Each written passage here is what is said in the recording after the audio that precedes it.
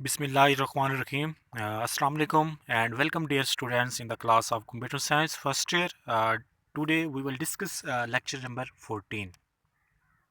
आज का हमारा एजेंडा जो हमने पढ़ना है उसमें हम देखेंगे सबसे पहले कंप्यूटर बसेस क्या होती हैं, उसके बाद हम देखेंगे different type of system buses कौन कौन सी हैं। प्रीवियस लेक्चर के अंदर जो था हमने रीड आउट किया था रैम और उसकी टाइप्स के बारे में। सबसे पहले हम देखते हैं कंप्यूटर बस होती क्या है।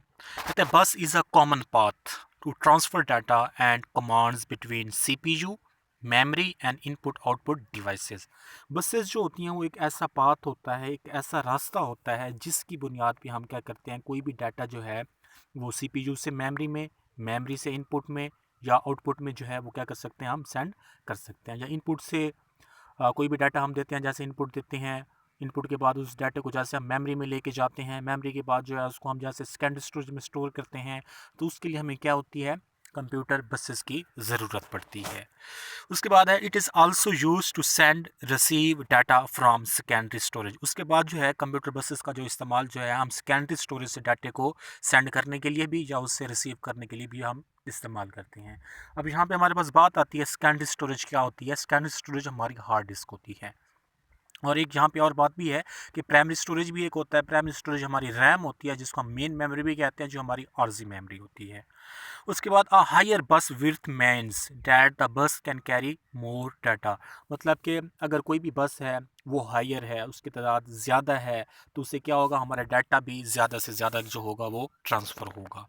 It increase the performance of computer. इससे कंप्यूटर की परफॉर्मेंस जो है वो भी बेहतर होगी। उसके बाद है अब बस 32 line can carry 32 bit. 32 line की जो हमारे पास बस है तो वो क्या करेगी, 32 बिट्स को लेके जाएगी। और 4 बाइट्स एट अ टाइम। एक वक्त के अंदर अगर 32 लाइनें हैं तो उसने क्या करना है, 32 बिट को लेके जानी है या 4 बाइट को। आप लोगों को पता है कि एक बाइट के अंदर 8 बिट्स होती हैं, तो 8 मल्टीपल बाय 4 तो इज इक्वल टू 32 हमारे पास बिट्स बनेंगे। इस तरीके से अब बस 64 लाइन कैन कैरी 64 बिट्स और 8 बाइट्स एट अ टाइम। इस तरीके से अगर कोई बस है वो 64 लाइंस की है तो उसने क्या करना है, 64 बिट्स को लेके जाना है, जिसको हम आमतौर पर ये भी कह सकते हैं कि वो 8 बाइट्स को जो है वो क्या करता है, ट्रांसफ़र करवाता है, लेके जाता है।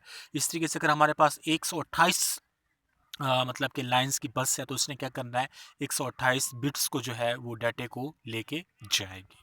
उसके बाद हमारे पास आती है कंप्यूटर बसेस की टाइप्स कितनी है। कंप्यूटर बसेस की दो टाइप्स हैं, एक सिस्टम बस है और दूसरे नंबर पे हमारे पास एक्सपेंशन बसेस आती हैं। सबसे पहले हम देखते हैं कि सिस्टम बस क्या होती है। कहता है system bus is a single, system bus is a single computer buses that connect the major components of computer system. System buses जो होती हैं कि ये मेन बसेस होती हैं जो क्या करते हैं, कंप्यूटर के जो मुख्तलिफ किस्म के कंपोनेंट्स जो होते हैं, अज्जा जो होते हैं, उनको कंडक्ट करवाती है। और combining the function of data, उसके अलावा कोई डाटा हो सकता है उनको आपस में कंडक्ट करवाने के लिए भी ये बसेस इस्तेमाल होती हैं। उसके बाद टू कैरी इन्फॉर्मेशन या मालूमात को लेके जाने के लिए भी address bus to determine whether it should be send. उसके अलावा ये भी बताया जाता है कि जो डाटा हम सेंड कर रहे हैं उसने सेंड कहाँ पे होना है। उसके अलावा कोई हम डाटा रिसीव करते हैं तो उसने रिसीव कहाँ पे होना है। And control bus is to determine its operation. और उसके बाद कंट्रोल बस होती है, क्या करती है, वो इन सारे ऑपरेशन को कंट्रोल करती है।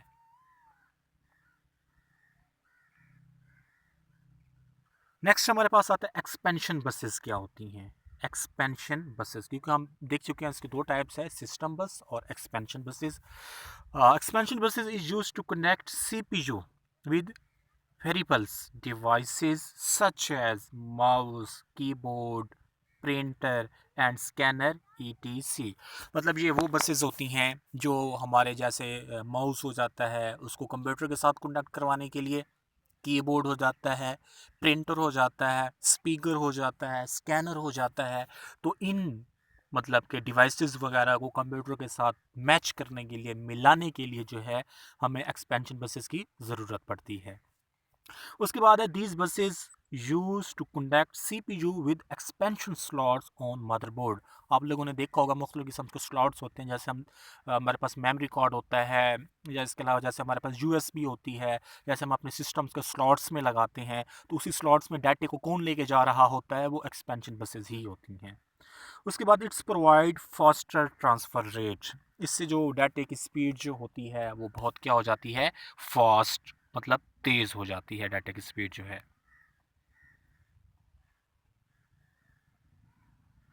नेक्स्ट हम देखते हैं डाटा बस क्या होती है। आप लोगों को पता है सिस्टम बस के 3 एग्जाम है, डाटा बस है, एड्रेस बस है और कंट्रोल बस है।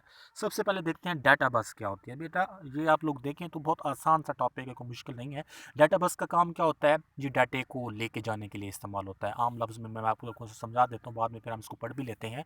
उसके अलावा एड्रेस बस का काम ये होता है कि वो एड्रेस को लेके जाता है कि जो भी डाटा है वो किस एड्रेस पे लेके जाना है, मतलब किस लोकेशन पे हमने उसको स्टोर करना है। उसके बाद कंट्रोल बसेस आती हैं। कंट्रोल बसेस का काम क्या होता है, वो डाटे कोई परफॉर्मेंस को कंट्रोल करता है, आया कि जो डाटा हम जिस लोकेशन पे भेज रहे हैं, जिस साइट पे हम स्टोर कर रहे हैं, क्या वो डाटा सही सीमत में जा भी रहा है, सही सीमत में स्टोर हो भी रहा है या नहीं हो रहा। सबसे पहले a data bus is a system buses within a computer और devices consider of a connector और सेट ऑफ वायर, मतलब मुख्तलिफ किस्म की वायर के साथ क्या होती हैं, अटैच होती हैं, that provide transportation of data, मतलब जो डाटे के ट्रांसपोरेशन के लिए, मतलब डाटे को सेंड करने के लिए इस्तेमाल की जाती हैं। Different kind of data buses have involved along with personal computer and sent और अदर पीसेस ऑफ हार्डवेयर वगैरह वगैरह। मतलब डाटा बसेस का काम ही यही है, इसने क्या करना है, डाटे को उठाना है और उसकी लोकेशन पे क्या करना है, लेके जाना है। लेकिन डाटा बस अकेली काम तो नहीं करती, डाटा बस के साथ और बसेस का भी इस्तेमाल होता है।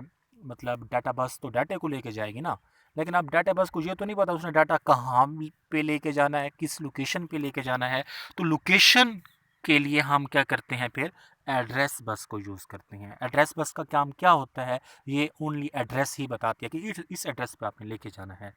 An address bus is a computer buses, ये कंप्यूटर बसेस की एग्जाम में से architecture use to transfer data between devices that are identified by the hardware address of physical memory, मतलब ये बताता है कि जो हमारा डाटा जो है वो किस लोकेशन पे जाना है, किस जगह पे ट्रांसफ़र होना है, ये उसकी क्या करता है, शनाख्त करता है, उसके बारे में बताता है। Which is store the form of binary number to enable the data buses to access memory storage, मतलब कि इसके अंदर जो भी डाटा ट्रांसफ़र होता है वो किस शेप्स में होता है, बैनरी में होता है। आप लोगों को पता है बैनरी क्या होता है, ज़ीरो और वन की यहाँ पर जो है वो बात की जा रही है। मतलब इसके अंदर कोई भी डाटा ट्रांसफ़र होता है तो वो या तो ज़ीरो में होता है या फिर वन में होता है, मतलब कि एक की शक्ल में होता है। ज़ीरो और वन जो है वो हमारे पास क्या होते हैं, बैनरी नंबर होते हैं, और एड्रेस भी जो जाता है वो बैनरी में ही जाता है। नेक्स्ट हमारे पास आता है कंट्रोल बसेस क्या होती हैं। लास्ट टाइप है हमारे पास control bus carry control signal from the processor to the other component. Control का काम ही यही है, इसने क्या करना है, कंट्रोल करना है। मतलब जो डाटा हम इनपुट करते हैं डाटा बस ने, तो उसको लेके जाना है मेन मेमोरी में। अब मेन मेमोरी में तो उसको पता नहीं होता, तो उसको कौन बताता है, वो एड्रेस बस बताता है कि भाई आपने इस एड्रेस पे लेके जाना है। अब उनको कंट्रोल कौन कर रहा होता है, उनकी परफॉर्मेंस को चेक कौन कर रहा होता है, वो सारे का सारा काम जो होता है वो कंट्रोल बस का ही होता है। कंट्रोल बस क्या करती है, ये परफॉर्मेंस को कंट्रोल भी करती है और ये भी बताती है कि डाटा आया कि सही सीमत में जा भी रहा है या नहीं जा रहा। उसके बाद हम सिस्टम बसेस जो हमने अभी 3 पढ़ी हैं उसको थोड़ा सा हम जो है थोड़ी सी आर्किटेक्चर के लिहाज से, एक फिगर के लिहाज से हम इसको यहाँ पे देखने की कोशिश करते हैं। सबसे पहले कोई भी हमारा डाटा है, अगर वो हम क्या करते हैं उसको इनपुट करते हैं। अब देखें इनपुट ये पहली शेप है, तो इनपुट कैसे होगा, डाटा बस के ऊपर जाएगा। ठीक है, अब डाटा बस ने क्या करना है, उस डाटे को लेके जाना है कहाँ पे, मेमोरी में। ठीक हो गया। अब ठीक है, इनपुट तो हमने कर दी, डाटा बस ने उसको लेके जाना है मेमोरी में, लेकिन उसको पता तो नहीं है मेमोरी कहाँ पर है, तो वो काम किसने बताना है, ये दूसरी लाइन आपको नज़र आ रही है, ये वाली लाइन, तो वो किसके पास जाएगा, एड्रेस बस में। एड्रेस बस ने क्या करना है, इस एड्रेस को उसी मेमोरी का लोकेशन तक लेके जाना है। ठीक हो गया। उसके बाद तीसरे नंबर पे है हमारे पास कि अब ठीक है डाटा बस का भी पता लग गया हमें, उसने क्या करना है, उसकी लोकेशन पे लेके जाना है। एड्रेस बस ने क्या करना है, उसके एड्रेस ने भी बता दिया। लेकिन यहाँ पे एक तीसरी बसेस भी हम इस्तेमाल करेंगे, ये जो है हमारे पास कंट्रोल बस, ये क्या करती है, कंट्रोल करेगी आया कि डाटा हमारा सही सीमत में जा भी रहा है या नहीं जा रहा। मेमोरी में तो डाटा पहुँच गया, इसी तरीके से मेमोरी के अंदर करना है, उस डाटे को उसने CPU में लेके जाना है। इस तरीके से डाटा बस क्या करेगी, उसको CPU में लेके जाएगी, लेकिन CPU को पता तो नहीं है उसकी लोकेशन कहाँ पर है, तो एड्रेस बस ने क्या करना है, एड्रेस बस ने उसी एड्रेस पे उसको लेके जाना है। और कंट्रोल बस का काम क्या है, कंट्रोल बस ने वही सेम काम करना है कि मेमोरी के अंदर जो भी डाटा जो है उसने क्या करना है, उसको CPU तक लेके जाना है। आई होप कि स्टूडेंट्स आप लोगों को इस बात की समझ लग गई होगी। लेकिन आप एक बात यहाँ पे और भी देखें, मैं आपको यहाँ पे बताता चलूँ कि यहाँ पे जो है तीन तीन निशान लगे हुए हैं, एक ये साइन है, एक ये साइन है और एक ये साइन भी है, डबल एरोज है। डबल एरोज का मतलब ये है कि डाटा यहाँ से इस तरीके से दोबारा मूव भी होके आ सकता है। यहाँ से जो है एड्रेस के ऊपर डाटा दोबारा मेमोरी में भी जा सकता है, मेमोरी से दोबारा जो है वो इनपुट आउटपुट में भी हमारे पास जो है वो डाटा वापस आ सकता है। लेकिन यहाँ पर एड्रेस बस जो है उसने क्या करना है, इनपुट से कोई भी डाटा लेना है और उसको एड्रेस बस पे रखने के बाद क्या कर देना है, मेमोरी में ले जाना है। इसका काम ओनली मेमोरी तक लेके जाना होता है और ये मेमोरी से वापस लेके नहीं आता। इस तरीके के बाद जो है हमारे पास कंट्रोल बसेस जो होती हैं, ये क्या करती हैं, कोई भी डाटा जो है मतलब कि उसको ये देखती हैं कि आया कि डाटा सही सीमत में जाता भी है, परफॉर्मेंस उसकी चेक करता है इस तरीके से काम कर भी रही हैं या नहीं कर रही। तो स्टूडेंट यहाँ पे हमने देखा तीन बसेस, एक बस हमारे पास ये थी डाटा बस थी, दूसरे नंबर पे हमारे पास एड्रेस बस थी, तीसरे नंबर पे हमारे पास क्या थी, कंट्रोल बसेस थी। तो डाटा बस का काम ही यही है, इसने डाटे को क्या करना है, लेना है, मेमोरी में लेके जाना है, उसके बाद CPU में, जहाँ पे जिसको हम सेंट्रल प्रोसेसिंग डिवाइस भी कहते हैं, वहाँ पे प्रोसेस होगा। उसके बाद क्या है, एड्रेस बस ने क्या करना है, उसके एड्रेस को बताना है। उसके बाद कंट्रोल बस ने क्या करना है, उसको कंट्रोल करना है। इसी तरीके के साथ जो है, जो भी हमारा डाटा जो है जब ट्रांसफ़र हो जाता है, उसके ऊपर काम हो जाता है, CPU उसके ऊपर वर्क कर लेता है, तो फिर दोबारा से क्या होता है हमारे पास। सॉरी स्टूडेंट्स, एक पेज पीछे टर्न हो गया, हम नेक्स्ट चलते हैं।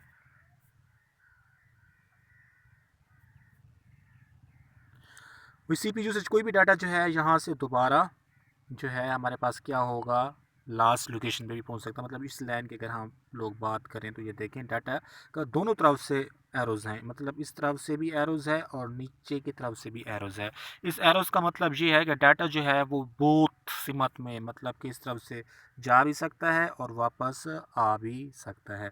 इस तरीके से CPU में जो डाटा जाएगा वो ओनली क्या होगा, वापस आएगा। मतलब एड्रेस बस ने डाटे को मेमोरी में लेके जाना है, उसके बाद मेमोरी में क्या होगा, नेक्स्ट काम क्या करना है, डाटा बस ने करना है कि डाटा को क्या करेगा, CPU में लेके जाएगा। CPU ने उसके ऊपर काम करना है और वो दोबारा डाटा क्या करेगा, एड्रेस बस को दे देगा। ठीक है, एड्रेस बस के साथ क्या होगा, डाटा बस भी होगा। डाटा बस ने क्या करना, उस डाटा को दोबारा से उठाना है और क्या करेगा, इसी डिवाइस में दोबारा से लेकर आएगा। आप यहाँ पर देखें तो दोनों तरफ से एरो साइन लगे हुए हैं, इसका मतलब ये है कि डाटा जो है आपका जा भी सकता है और वापस आ भी सकता है। कोई भी डाटा है वो सबसे पहले हम उसको इनपुट करेंगे। सिंपल वर्डिंग में अगर हम बात करें, डाटा सबसे पहले हमारा इनपुट होगा, इनपुट के बाद कहाँ पर जाएगा, डाटा बस में जाएगा।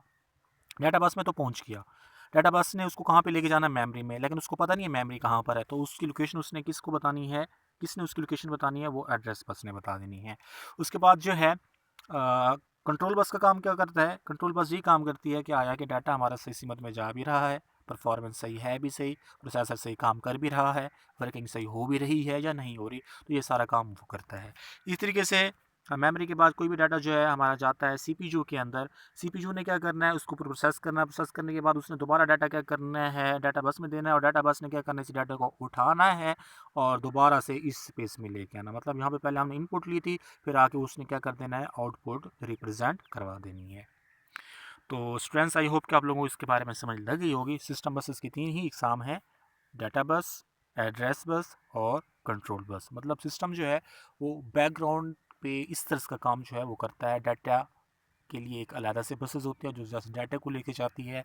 एड्रेस बस का काम यही है कि उसने एड्रेस को लेके जाना है और कंट्रोल बस का काम यही होता है कि उसने क्या करना है, परफॉर्मेंस को चेक करना है, लोकेशन को चेक, मतलब कि लोकेशन को ये व्यू करके देखना है कि आया का डाटा जो है सही लोकेशन पे जा भी रहा है या नहीं जा रहा।